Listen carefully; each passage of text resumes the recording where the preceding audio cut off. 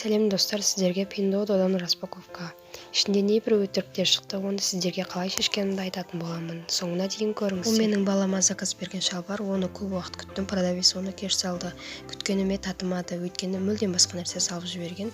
Қап-қара, іші синтетика, үлкен жемпір салып жіберген. Оны продавецке жазып айтып, ақшамды қайтарып беріңіз дедім. Ол болса, товарды қайтар деді. Мен қалай қайтарамын? Мен Қазақстанда тұрамын, жұмыстарыңызды дұрыстап істемейсіздер ме? Ақшамды қайтарыңыздар дедім. Сөйткен едім, сразу қайтарып берді ақшамды. Бұл клиентімнің заказы, күткенімізден де нәтижесі жақсы шықты, сапасы өте керемет. Описание бөлімінде алған заттарымның ссылкасын қалдыратын боламын. Менімен бірге соңына дейін болыңыздар, және де лайк басып, комментарий жазып, менің каналыма тіркеліп кетіңіздер.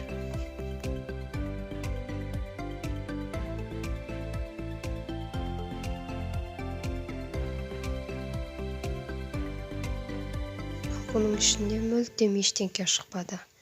Негізі мына наклейканы заказ бергенмін.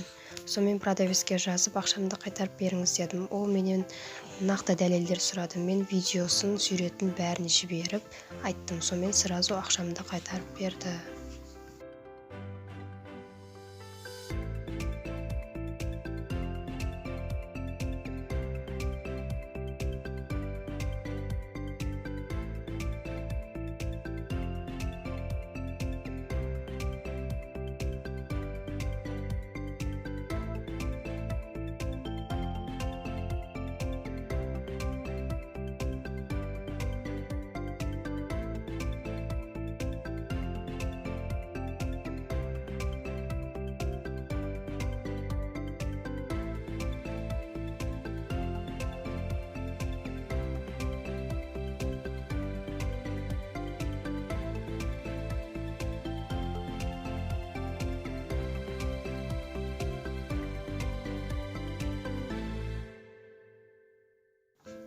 Бұл клиентімнің заказы, мұны флагмандық дүкеннен алдым, сапасына жауап береміз деген. Сапасы өте керемет болып шықты.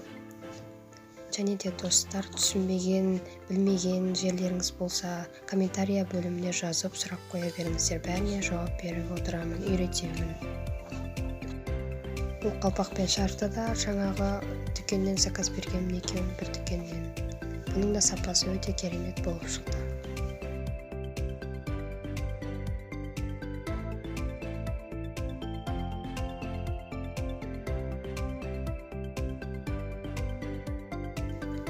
Бұл да клиентімнің заказы. Бұны брендті бар, қаразыны шоку бар.